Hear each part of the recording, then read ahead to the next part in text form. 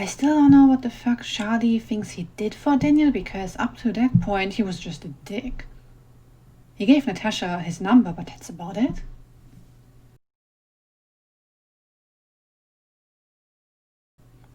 Hi guys, I'm Kat. Today I would like to talk about Nicola Yoon's The Sun is Also a Star, and also have a mini rant about the movie after. Still a good movie, but I still have things to complain about as always. You know, the book is always better. That's the crowd apparently I'm part of. So first off, I'm not a romance reader, but this book actually worked for me like the whole way through. So the story is about Natasha, who on her last day before being deported to Jamaica, fights the deportation.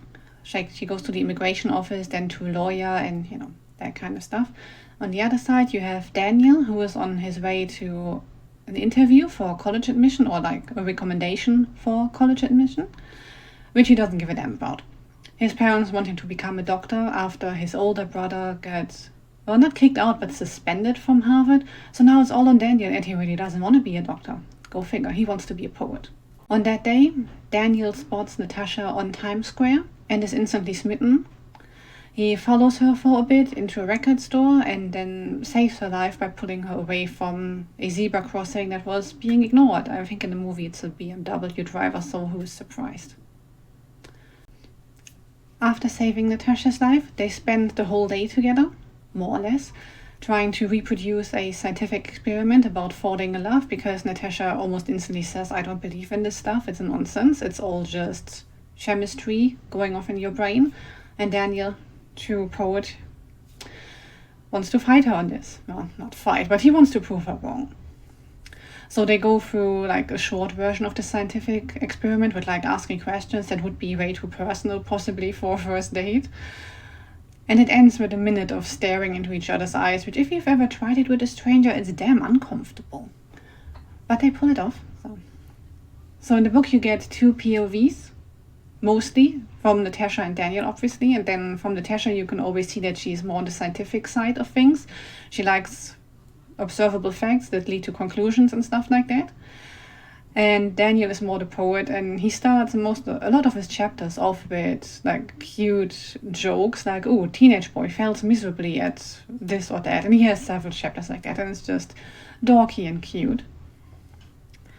Then you also get several chapters, like smaller chapters, from various characters, like Natasha's dad and his history of regret about his career in acting.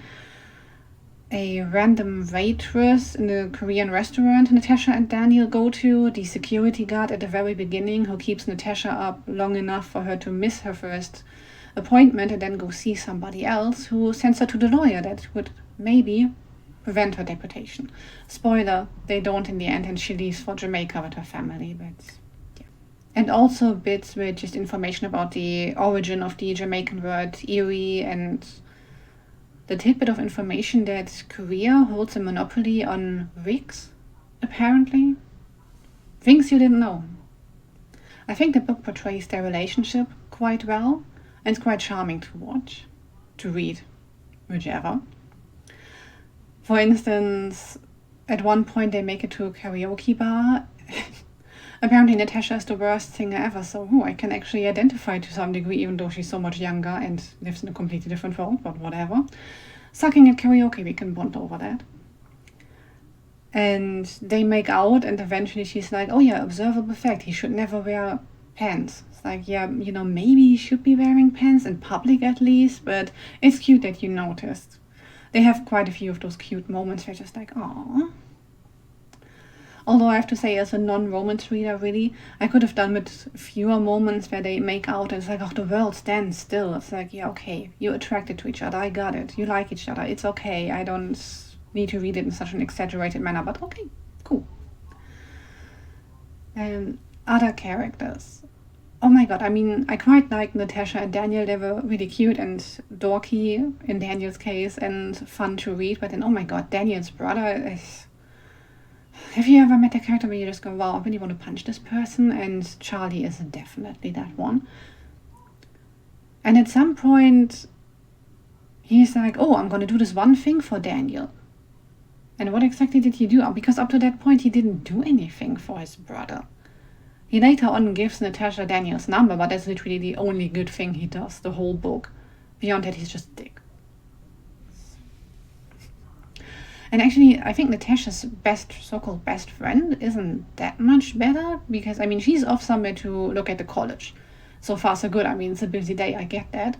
But then your best friend is about to be deported and you can't be asked to look at your phone. You can't tell me that a teenager these days or a young person these days isn't looking at their phone at least once an hour. So that just doesn't happen. So during the course of the story, they also meet the family of the other person.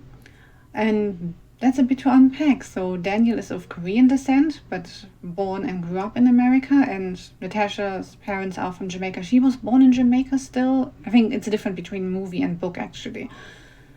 I think she's born in Jamaica and then came over, and her brother is born in the US. Anyway, so obviously Asian guy, black girl, and apparently even while they walk down the street, they get weird looks and just like, why do people even care? I mean, this is literally none of your business. And if the family looks at you, yeah, okay. I mean, it's also an effect of like, oh, you have a girlfriend, oh, you have a boyfriend, where did this guy come from? But I think it's worse from Daniel's family. Like, his dad has a black hair care shop. It makes it quite obvious that he's not on board with this. In his mind, you get a chapter from his view as well. So in his mind, it's all about, I want my son to have a better future. And I'm not sure why that wouldn't be possible with a black girl in his mind. But for him, it's apparently, he should be married to a Korean girl at some point. It's just like, okay. Daniel disagrees. His type is every girl, because why would he limit his dating pool, in his words?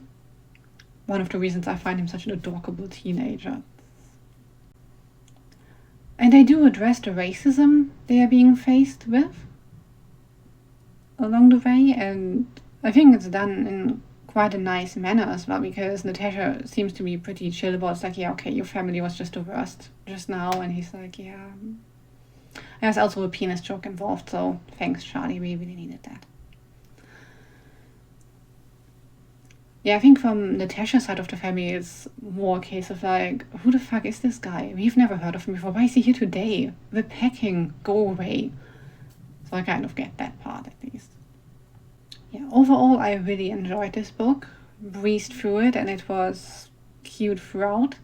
I have to say, what really made it were the smaller chapters of characters that influence the story somehow, but have no direct impact, like the security guard and the lawyer that Natasha is going to see to help prevent the deportation. It's also the guy that Daniel has the college admission interview with.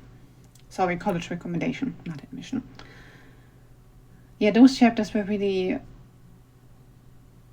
those chapters were sad for some part and enlightening in others, and they really tied the whole book together for me, because, again, spoilers ahead, the security guard from the beginning shows up later again because Natasha had an impact on her life as well, and she's essentially the reason that 10 years into the future, after Natasha has been deported and their relationship fell apart because long distance at that age rarely works, she's the reason they notice each other on the plane in the same direction. And it's just like, oh, fate does exist. It can work. And it's so cute.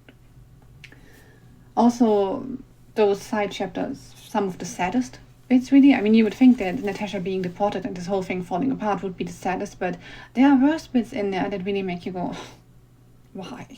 Didn't mean to cry in a romance movie. Yeah, so all in all, this book just gets the best cat there is. My own. That's Cleo in the picture. A note about the book covers. I mean, they redid it for the movie, as they often do, and I'm just like, neither of those people look like they could be Natasha or Daniel, because they both look too old, at least in this particular shot. Yara Zahidi is actually only 20, so she's not that far off. It's just the shot, I think the angle or whatever, because in the movie she could pass, I think. But the guy, oh my god, he's more like 30. I think I checked after, and he is roughly 30. I was like, yeah, I can tell. I can see that you're not just finishing school and going off to college. So I guess there was no 18 to 20-year-old who could do the role instead, but okay.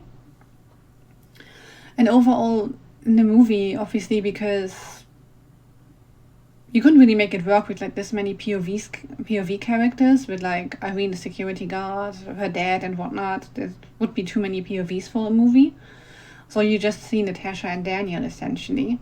And I think that actually takes something away from the story. As I said, the POVs from the other characters really tied the book together for me. And that's just missing from the movie. He's also singing a different song. I don't remember what exactly he sings when they go out to karaoke in the book, but it wasn't Crimson and Clover, I'm pretty sure.